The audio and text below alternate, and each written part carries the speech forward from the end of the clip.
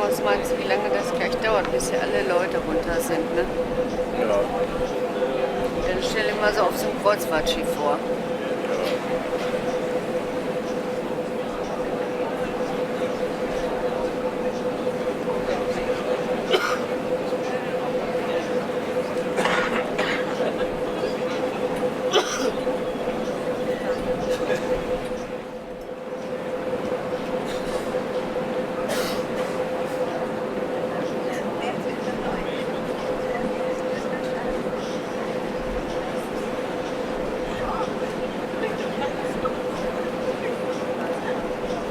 Now the Empire State Building has been going in and out of the mist. The tallest steeple of the Empire State Building is over the middle of the green roofed, or the green pier coming up here on the right.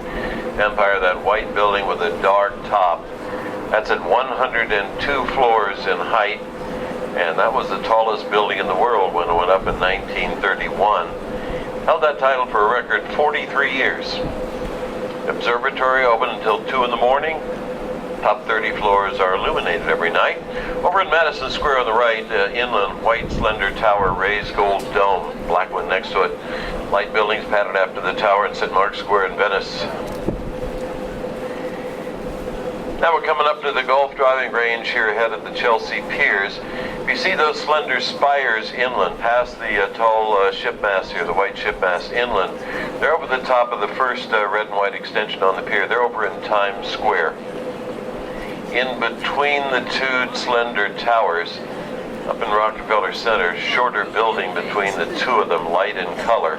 Top of the rock's going to drop behind the building here on the water. Not be rebuilt downtown, but it has up ahead of us, and not on the waterfront. There's a long black glass building up ahead on the right, yellow crane on top.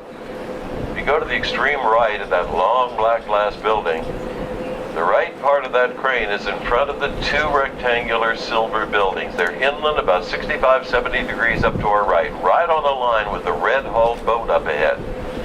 And now right over the top of the yellow crane.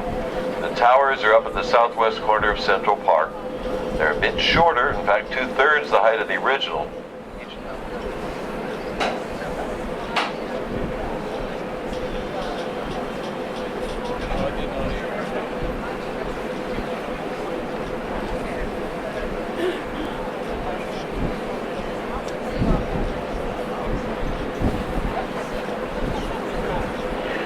It's probable the airplane landing catches people's fancy because everybody got out alive. First time ever.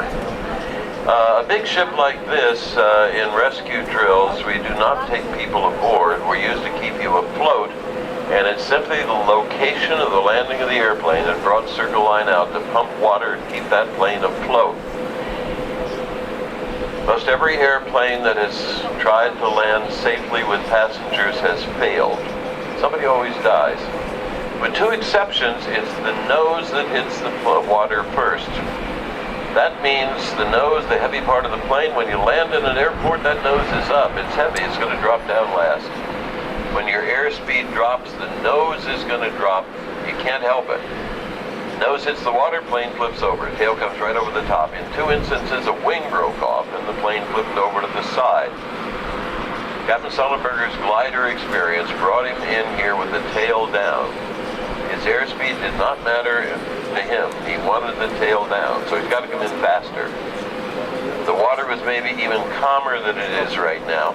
A lot of damage to the sails in January was 36 degrees Fahrenheit, just above freezing Celsius.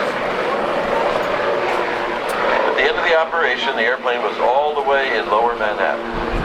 It was towed out into the harbor and secured for the night, and then the next morning, it was taken apart and shipped over to New Jersey.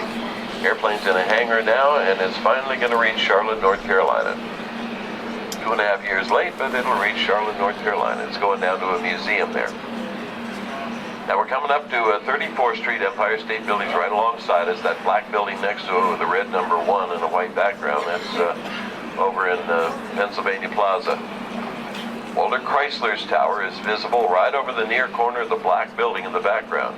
A slender dark silver spire over on the other side of town. Building with a black stripe right over the rear of the carrier up here. The twin towers are behind them, the silver buildings there. On behalf of Captain Zambrano and the crew, we want to thank you very much for coming out.